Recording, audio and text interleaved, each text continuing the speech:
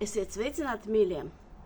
Visi dzīvie, sievietes, vīrieši, jaunieši, pusauģi, puikas un meitenes un visas pārējās būtnes ķermenī. Šodien tāda interesanta tēma.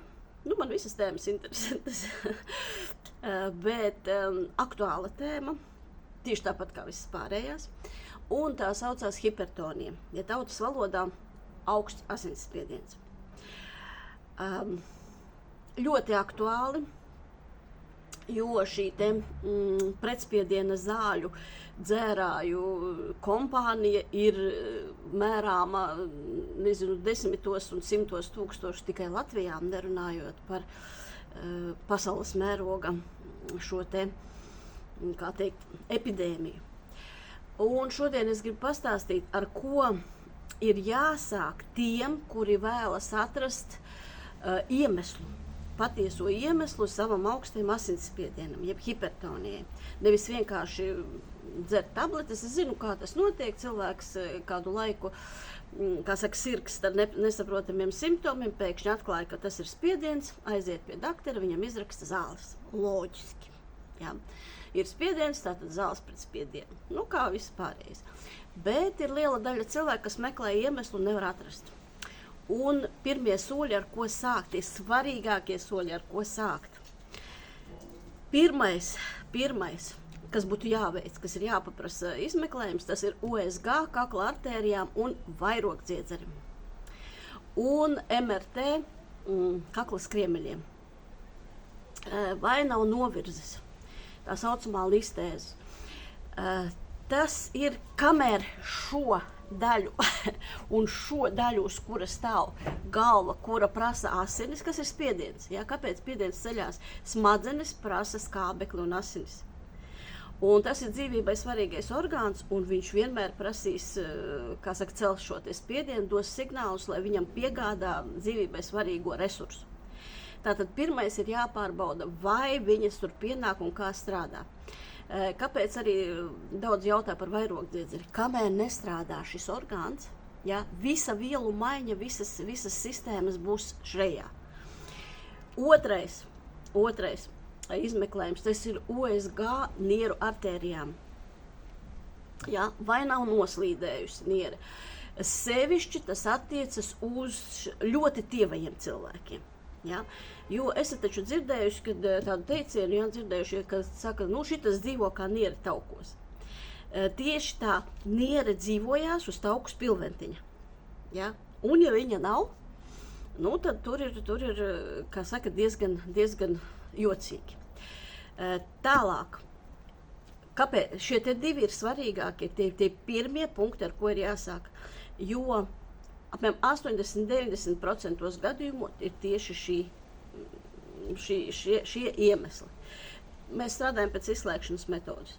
Tie ir svarīgākie. Viss pārējais saistās ar mikrocirkulāciju, ar mīkstiem audiem, ko salabot ir samērā vienkārši. Bet jūs varat dzert zāles, jūs varat dzert dažādus tur attīrīšanas un visu pārējo. Ja šī te daļa nebūs kārtībā, rezultāti īsti nebūs. Tātad atcerieties, tas ir 80–90%, pat 90% gadījumu. Tālāk, nākošais punkts. Jāskatās, vai pietiekama fiziskā slodze. Staigāt, vingrot, pietupties pēc ņūma vakina. Ziniet, ja? Tādu doktori esat dzirdējuši, var pat uzlikt krieviski prisidaņie pa ņūma vakinu, jau jums parādīs video. Būtība kāda? Atrodiet kociņu, stabu, mietu, vienalga ko jūs varat vai nu šitā paņemt, vai šitā apņemt. Un tupties. Tupties dziļi. Ja, turoties dziļi, pietupties kaut vai, kā saka, dibeni līdz papēžiem. Olimpiskos rekordus sākumā uzstādīt nevajag. Sevišķi, kam ir tiešām šie spiedieni, kam ir problēmas ar locītām, nevajag sevi pārmocīt. Varat 10 reizes izdarīt.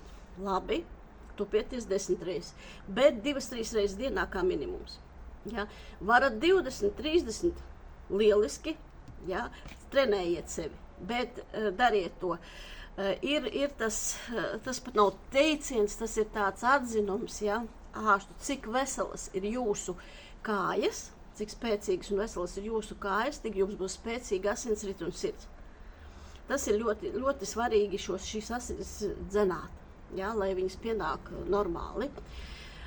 Variet 50 ideāli, variet 100 vienkārši, jūs esat supermeņi.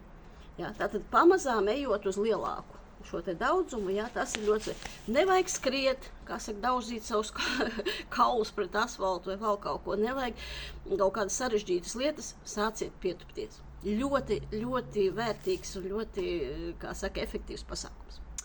Tālāk, nomierinošie līdzekļi, jo bieži vien šie te straujie, kad cilvēks saka, man nekad nav bijis spiediens, pēkšņi, tāds ļoti liels, ja.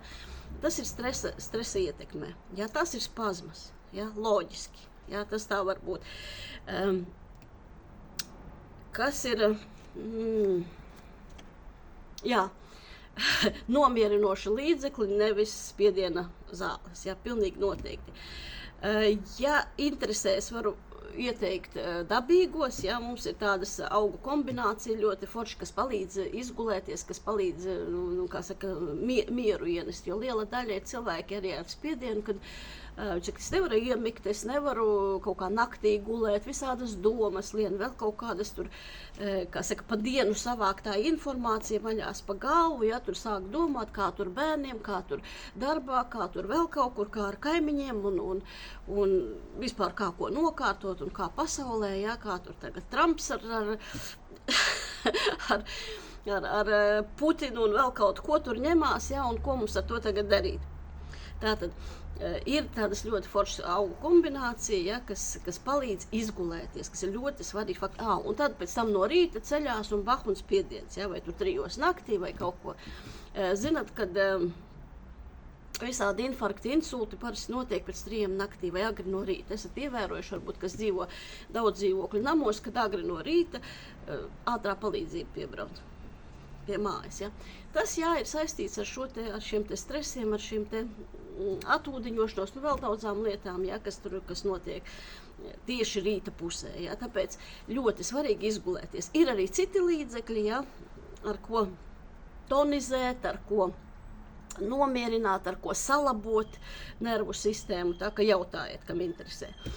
Tālāk, vēl viens tāds faktors – augsts asinsspiediens. Tas, kas ir pastāvīgi tāds jau augsts, tas vienmēr ir zems kālija un magnija līmenis. Es, protams, runāju par dabīgām kālija magnija formām, ja es neiesaku lietot aptieku, kā saka, surogātus, ja, lai piedod man,